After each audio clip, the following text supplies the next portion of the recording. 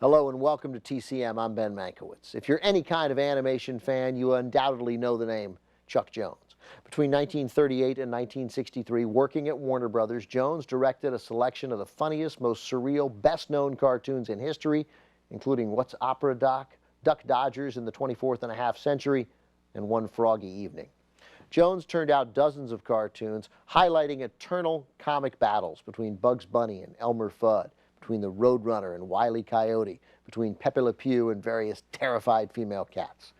However, despite his success, Jones was never able to direct a feature until the movie we're about to see.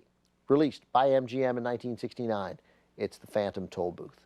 Based on the truly fabulous children's book by Norton Juster, The Phantom Tollbooth begins when Milo, a bored boy who can never decide what to do, receives a mysterious toy tollbooth that leads to a parallel world.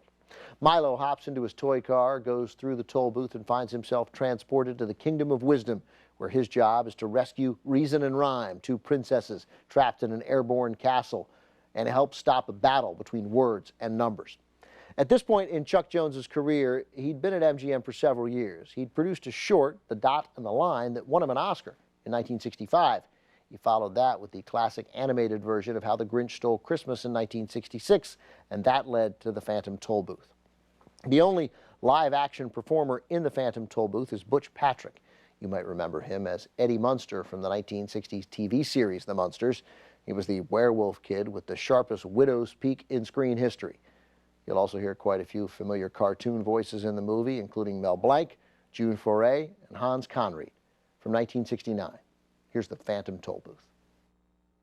By the time The Phantom Tollbooth was released, MGM, like many other Hollywood studios, had closed its animation unit.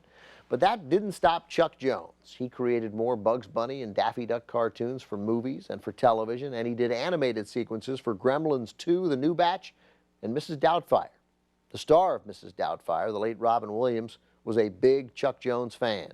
And in 1996, when Jones received an honorary Oscar, Williams presented it to him, calling Jones the Orson Welles of cartoons.